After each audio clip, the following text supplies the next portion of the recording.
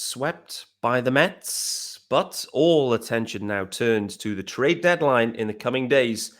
It's Monday's episode of Locked On Marlins, and of course, that means one thing. Shaun Barrett is in the house. The UK Goats are here, looking back on a Mets series, but also, more importantly, looking at the Kim Ang presser, the messaging coming out of that one, and what we expect the Marlins to do at the deadline tomorrow. You are Locked On Marlins, your daily podcast on the Miami Marlins. Part of the Locked On Podcast Network, your team every day.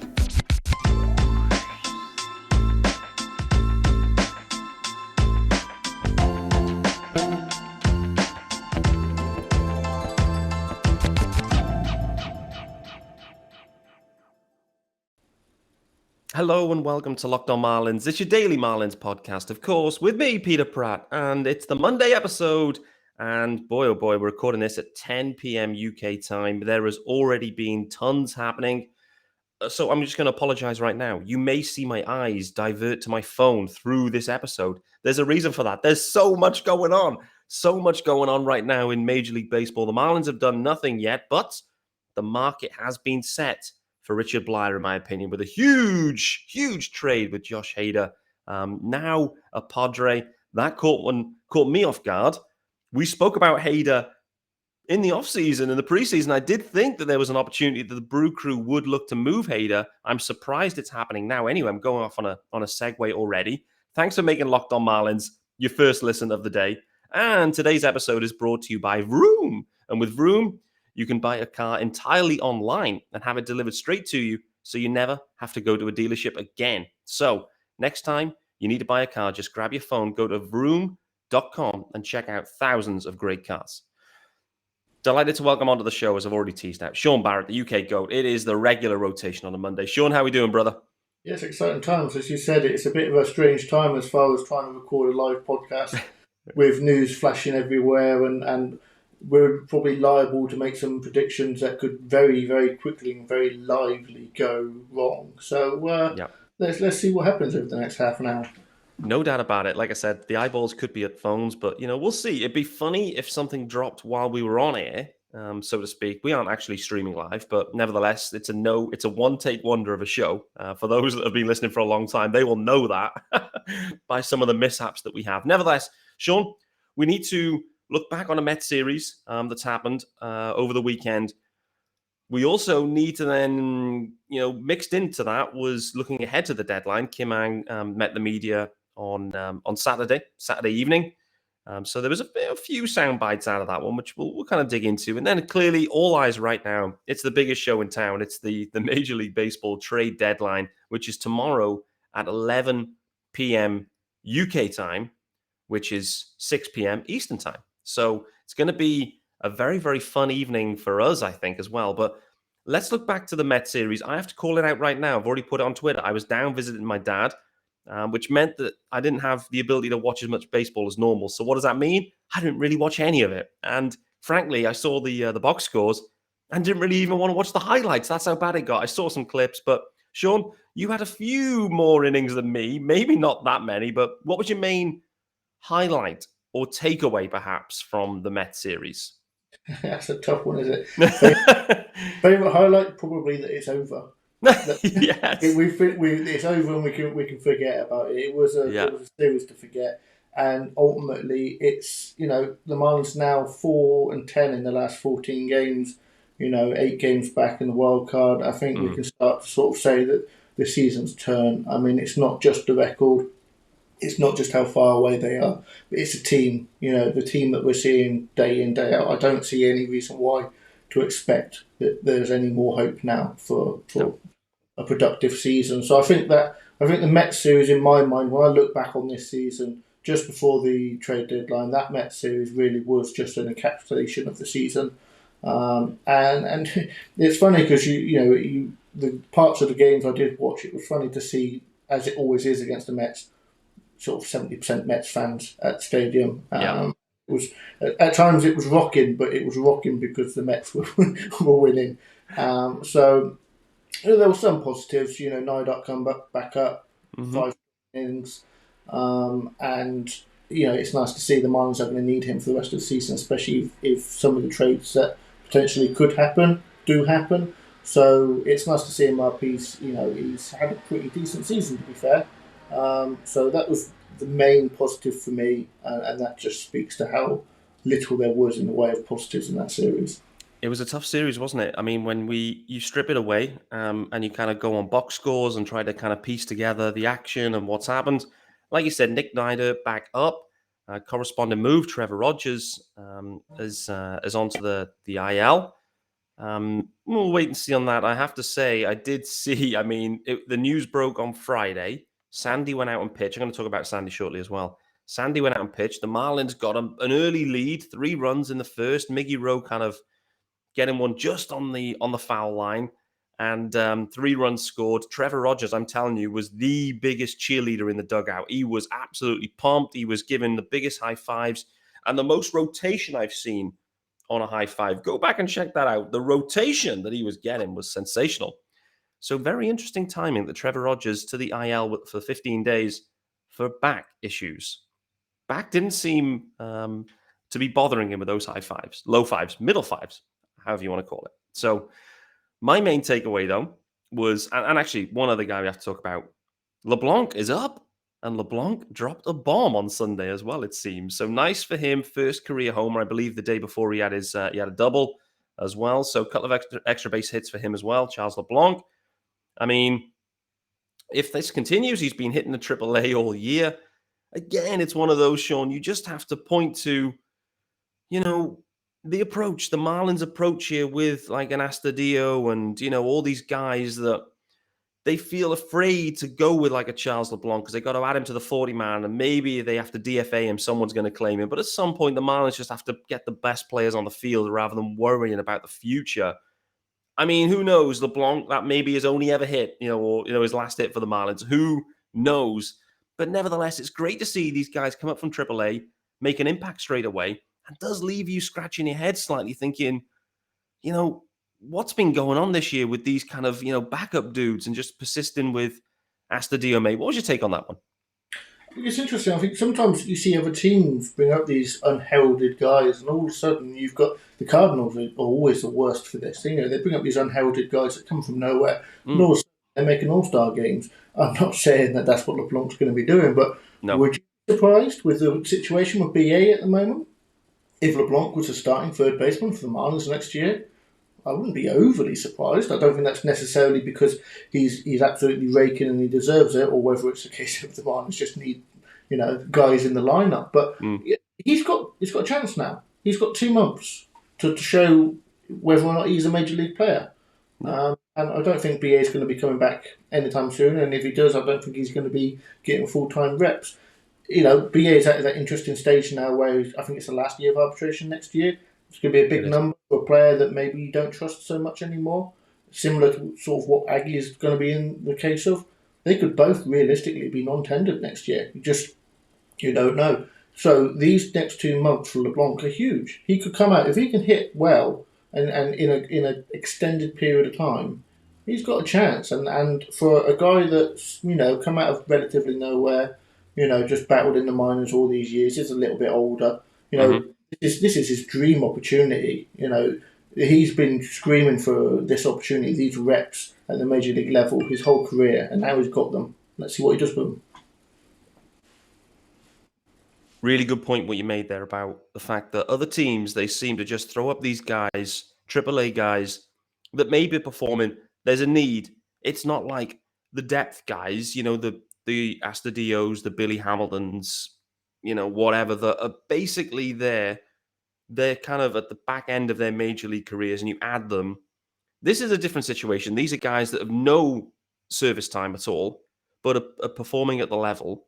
Other clubs, I think back to last year, the Cubs, they completely gutted the team. Next thing is, there was a load of AAA guys up, and a few of them started to absolutely dominate. And everyone's like, wow, okay, here we go. Do you remember Frank Schwindel going bananas in the second half of last year? No one had ever heard of Frank Schwindel. I'm not sure anyone's heard about him since. Nevertheless, Charles LeBlanc, I like the fact he's going to get a chance. As you've said, BA with a shoulder. We don't know what the prognosis there is. I think John Birdie's working his way back. So we'll wait and see, what's going to come. I just wanted to make one other point or observation or highlight, actually. It sits in my highlights, to be honest with you. And it highlights, again, with an exclamation point, the fact that the Marlins completely botched up this center field situation. And what highlighted that was Starling Marte on the Friday game. Starling Marte played out of his mind on Friday. I think he was a triple shy of the cycle, if I recall, or something. So it was, three hit day for Marte, including a home run off Sandy Alcantara. And when I think back, and there's been so much discourse on this topic in general, but when I think back to what the Marlins did here, I just don't understand. I don't think there was a plan. There was never a plan how to address center field. They already went and acquired Starling Marte with a stunning deal. They got him. The trade was brilliant. They executed that perfectly. Caleb Smith, it was clear for the Marlins could see he was trending the wrong way. I think they gave up Humberto Mejia as well. Trade was brilliant. Starling Marte was brilliant for the Marlins. Then they started haggling about the money, this and how many years and all this type of thing. Then you look ahead and go, well, what center fielders are actually available? None. Actually, what we're going to go and do is give that money that Starling Marte wanted. We're going to give it to Avisail Garcia instead, because we think he might be able to play center and he might be able to hit 30 home runs a year. So this, again, was another exclamation point on that. The Marlins completely botched this situation. All they had to do was very easy. #pay Marte. They didn't. They traded for Luzardo. He's back tonight, by the way, Jesus Luzardo, so making his return, which is great to see. And I do not knock the trade. Marte, rental for Luzardo, I've never knocked that trade. But overall, they needed to pay Marte. They didn't. And we continue to be we're a year on now, effectively. And we're probably a lot worse off than we were for making that deal. So nevertheless, sorry, Shaun, actually, before I do the ad, any final comments on Starling Marte? Yeah, just quickly. So it was a double away from the cycle. Okay, there you go. I think this is a situation where we will be talking about this for years to come. It's been a year already, because I think that botched deal, not just the Marte, losing Marte, but the Ave deal after that as well, which was for reasonably comparable money. We're going to see those two contracts side by side for the next 3-4 years, and it's never going to look any better. If the Marlins don't do any real winning in the Sandy window, that is chapter 1 of the reasons why in my book. I completely agree. I'm dumbstruck with the situation that I don't understand what the plan was. There is no plan. It was, we're not going to sign him. We're not going to give him this deal. We're going to trade him. And then we're just going to try and acquire Brian Reynolds. And okay, well, the Pirates are being a bit stubborn now and whatever. Of course they're going to be stubborn. Can't have that plan. Anyway, let's get into the first ad, and then we'll get some surprises from that Met series too. So guys, this episode, it's brought to you, of course, by our good friends over at LinkedIn and LinkedIn Jobs. Who's hiring? Who's got a small business? If you do, then LinkedIn Jobs is definitely for you. And you need the right people, right? You need to recruit the right people so your business is firing on all cylinders. And LinkedIn Jobs, they make it easier to find the people you want to talk to faster, and maybe more importantly, particularly for small businesses, for free. All you got to do is create your job post in minutes, get all the details in there, and that gets you access to 810 million people. It's the largest professional network out there. You got to add your job and the purple hiring frame to your LinkedIn profile. Spread the word you're hiring so your network and others can see and help you find the right people to hire. They got tons of tools to help you, screening questions, and basically they make it easy to focus on candidates with the right skills and experience so you can quickly prioritize who you'd like to interview and hire. It's why small businesses rate LinkedIn Jobs #1 in delivering quality hires versus leading competitors. There's no competition for LinkedIn Jobs. There isn't. So LinkedIn Jobs, they help you find candidates you want to talk to faster. You've got access to nearly 40 million job seekers every week via LinkedIn. Absolutely insane numbers. You can post your job for free at linkedin.com/LockedOnMLB. That's linkedin.com/LockedOnMLB to post your job. Yep, for free. Terms and conditions do apply. Shaun Barrett, biggest surprise that you took away from that Met series? I think one of the biggest surprises, or one of the bigger sort of conversational pieces around the Marlins fanship, was the fact that the Marlins started Pablo. I think there's been a lot of discussion over the last week, and it will continue up until the deadline. are the Marlins going to trade Pablo? I don't think now is the best time for it personally, but I think there are teams out there that are getting desperate. I think we've seen a few moves already, like you said. The dominoes are falling, and there is going to be a team or two out there that might start squabbling around for that last one. I think the Cardinals and the Blue Jays at the moment are the two teams probably most in need of extra pitching. Whether or not they've got the prospect capital deserving of Pablo. But the fact that there's Vroom out there, if they are in any way looking to trade him, I think they should have sat him. They should have, or at least moved that start back a few days past the deadline, because you don't want to go out there and even a small injury, nothing major, but something that just leaves them off a couple of starts is going to take that value off a team that look at him not necessarily as a rental because he's got that time, but these are the teams that are trying to compete this year. And they want a fully healthy arm. So it was strange to see them discussing the idea of trading him and then throwing him out there a couple of days before. As it wasn't a great start. I don't think that affects it really too badly because, human being, we forget that sometimes. He's had all week, he's been thinking, am I going to wake up in a different city, pitching for a different team tomorrow, to then have to go out there and play the Mets. It was a tough situation for him. Tough, and it's funny, right? I mean, this dialogue, this thread, was driven by Craig Mish. He's the one calling it out as well. And listen, Craig's plugged into it. He's got a really great baseball mind, as we all know, and we all absolutely love Craig Mish and his opinions and thoughts. And when you kind of sit back and take in what the Marlins could have done differently in this spot, not only so. If the Marlins are truly and the problem is we don't know what they're truly trying to do. So let's assume that they are trying to move Pablo or that they're listening. And actually, they've already told us they're listening on everyone. Kim Ang actually said that no one's untouchable. So they're listening on everyone. And that includes Sandy and Jazz. She did say, though, to back that up, though, she did say, but we have just extended Sandy Alcantara. And so with that likely gives you an insight into what we think about Sandy in the future. So anyway, nevertheless, no one is untouchable was what Kim put out there.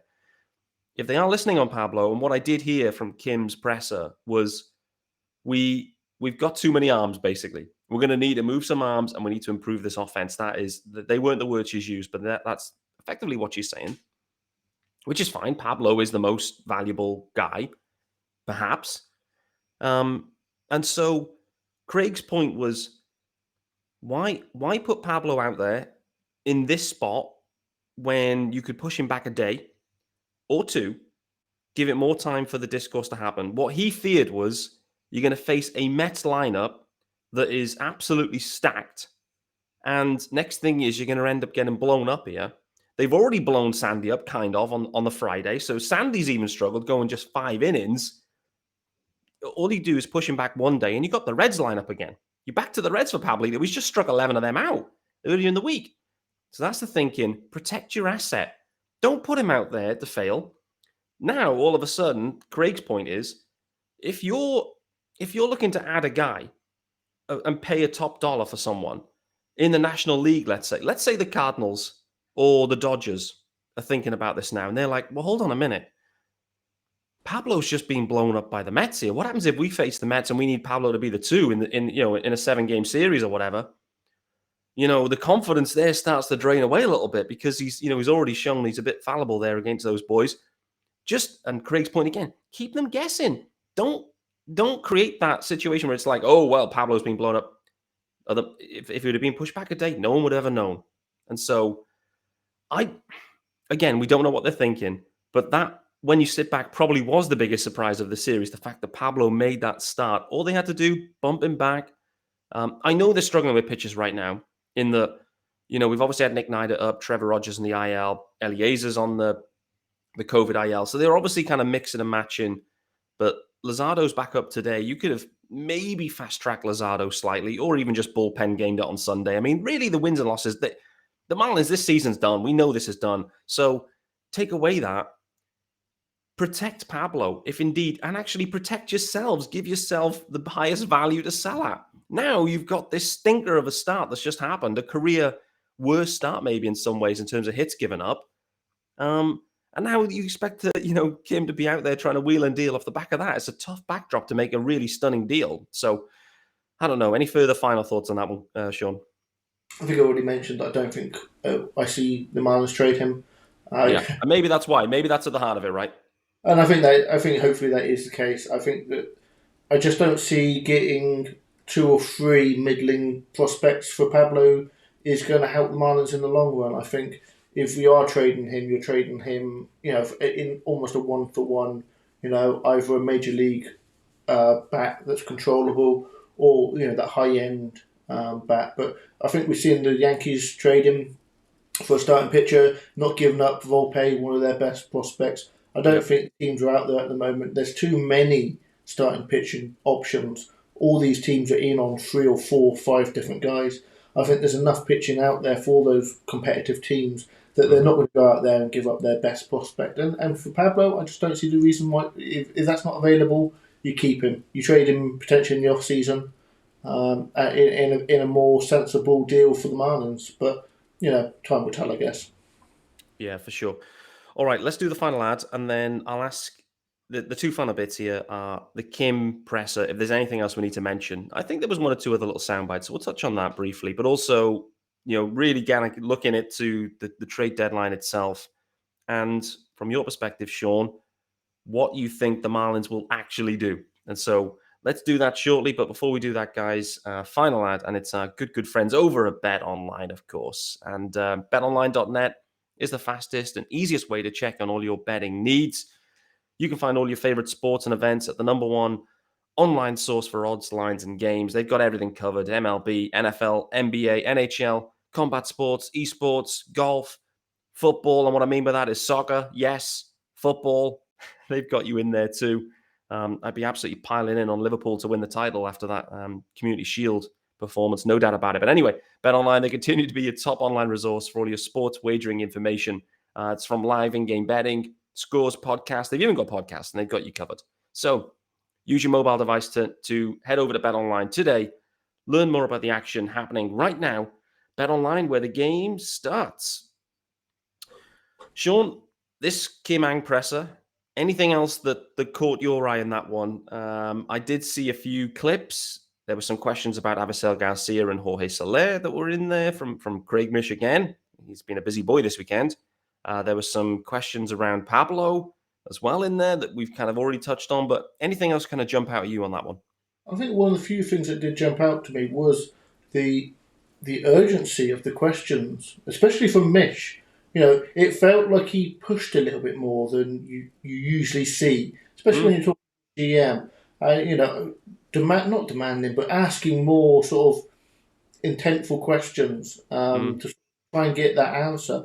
That's something you don't see with the American media all the time. It's a little bit more sort of, not soft, but it's a little bit more gentle and it's a little bit more professional. In the UK, sometimes the media can be, they can be pretty evil. But it was nice to see that maybe there was a little bit more urgency to try and get the questions answered, try and get a little bit more of an honesty, because Kim's great at her job in the sense of talking to the media. She knows what she wants to say and she's not going to say anything else. So sometimes, the idea of everyone's available, that's what you hear from all the GMs every year. That is that's the staple answer. So to see the media asking some more sort of intentful questions was nice to see, to be fair, because I think there are Marlins fans out there that want those answers. They want to know what's going on with Avi and Soler. Well, not Soler, but Avi. What are we doing here?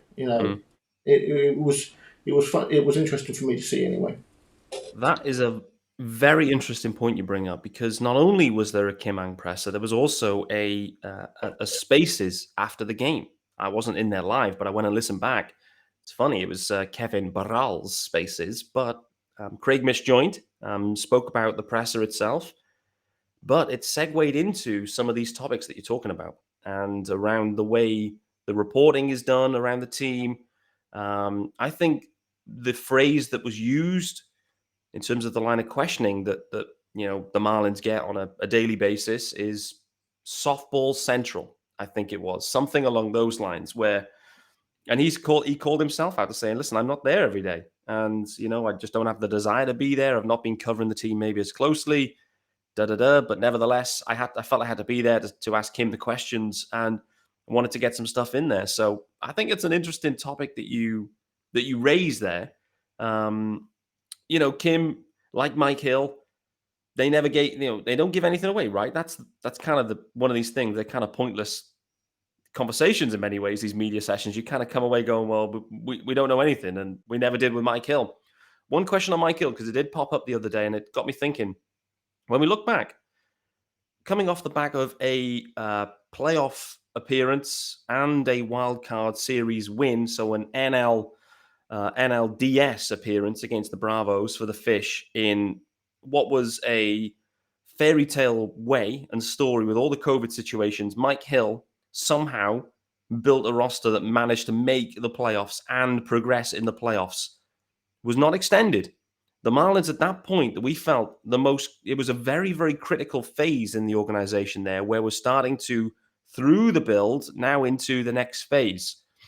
When you look back on that and you ask yourself, we didn't extend Mike Hill, that had taken us to the next level, albeit in a shortened season, and then decided to hire Kim Ang, a first-time GM, into that role.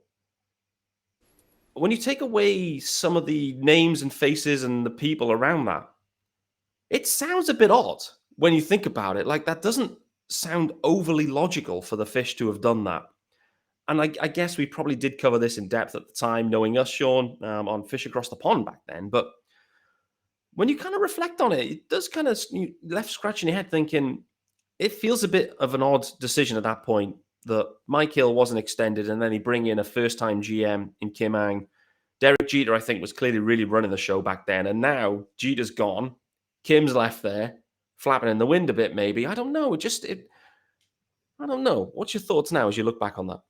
So Mike Hill obviously was pretty much the only guy left over from the previous regime, and you could argue that almost that was because he had a couple of years on his contract and they didn't really want to buy him out. I think that was the reason. I think. I think in the end, he showed his worth. He's well respected in baseball and ended up with a job, with Major League Baseball.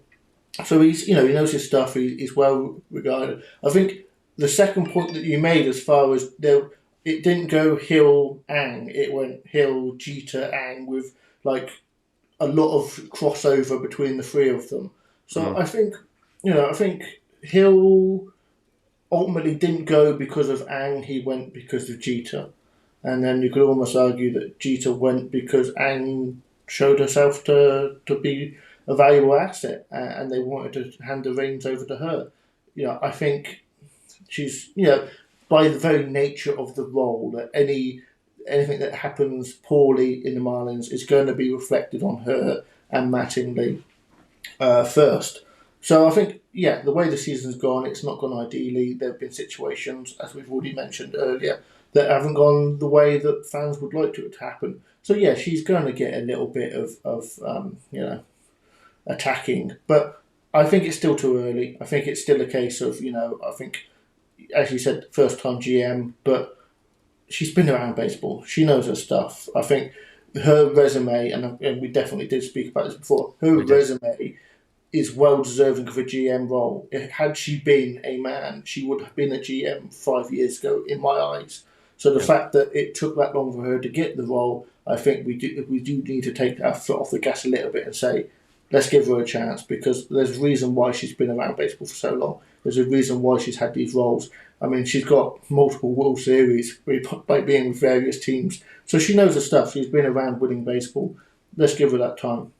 Yeah, I'm with you. I agree. It suddenly dawned on me when you kind of strip away the names, the faces, the genders involved. The Marlins ended up not extending Mike Hill, that had just basically taken them to their best ever regular season finish, perhaps in many, many years. And they don't extend him, and then they bring in someone that's never done that job specifically ever before. And that doesn't make a ton of sense on the face of it. But nevertheless, I've deviated away. It happens on a Monday.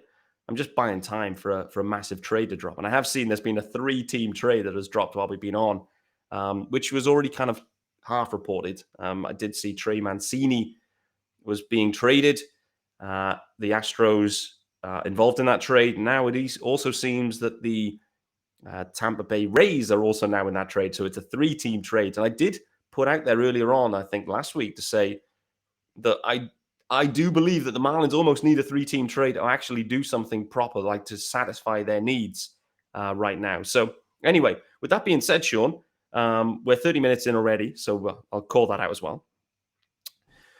Where do you think the Marlins actually land at this deadline? I'm not going to ask you for which player or which team or anything like that, but broadly, where do you think they actually end up by 11 p.m. our time tomorrow? Who's gone? Who's still here? You got to love a UK friendly trade deadline. You got to love a UK friendly, no doubt. Yeah, I'm with you. I'm probably going to get attacked here, and I'm probably going to be very wrong, but I could actually see the Marlins doing absolutely nothing. So I don't see the Pablo trade. We've gone into that. Yeah. BA with the injury, he probably would have been tradable. He probably would have been traded. Bertie, he's a potential chance of being traded. Obviously, he's out at the moment, but he's soon to come back. That speed, that versatility, a playoff team's going to want that. But I think also the Marlins kind of, that's a low figure for them to keep next year. Aggie, I don't think has any value in a trade whatsoever. Realistically, I think he is going to get non-tendered, like I said earlier.